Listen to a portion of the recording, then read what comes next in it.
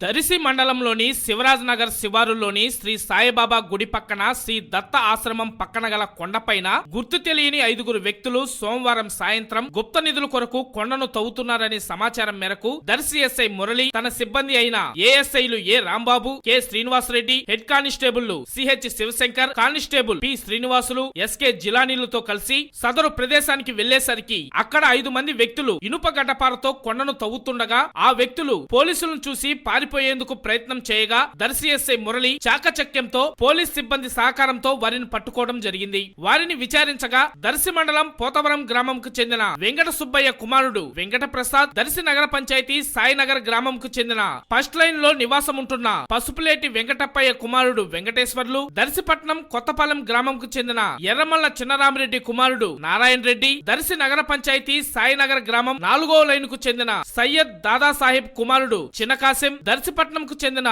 షేక్ హుసేన్ పీరా కుమారుడు నూరు భాషాలను ఎస్ఐ పట్టుకొని 5గురిని అరెస్టు చేసి దర్శి పోలీస్ స్టేషన్ కు తరలించారు. అనంతరం కేసు నమోదు చేసి దర్యాప్తు చేస్తున్నట్లు దర్శి ఎస్ఐ మురళి తెలిపారు.